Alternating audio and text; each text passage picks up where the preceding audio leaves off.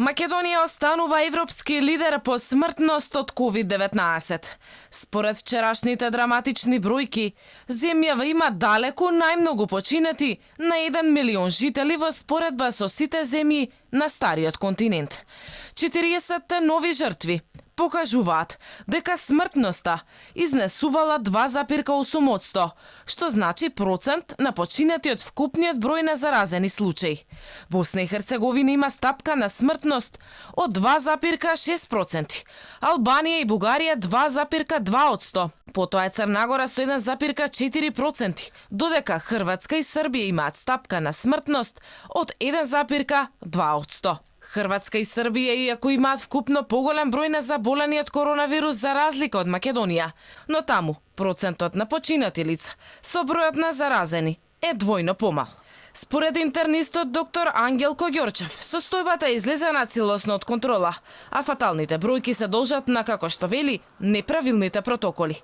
Доктор Ѓорчев алармира и за целосен колапс на здравствениот систем, ако сите болници бидат ковид центри. Тоа значи дека ако сите болнички капацитети бидат пополнети, каде и како ќе се лекуваат останатите болни, особено оние со хронични интернистички болести, невролошки болести, акутните случаи, хируршки и така натаму.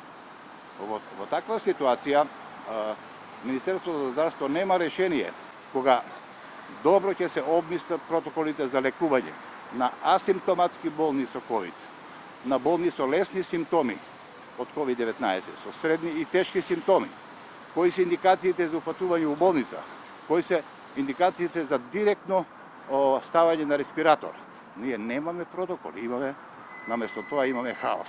Според доктор Ѓорчев, ако итно не се превземат поригорозни мерки, во следните месеци бројот на починати и заразени ќе расте уште повеќе. Ако имаме на бирото за вработување невработени медицински сестри и доктори и специјалисти или пак некои ги држат на стендбај, например им даваат некоја минимална мизерна надокнада со договор за дело, сите треба да се активираат. Апсолутно, тоа се потенцијали кои што треба да се искористат и сето тоа во интерес на нашите болни, во интерес на нашите граѓани.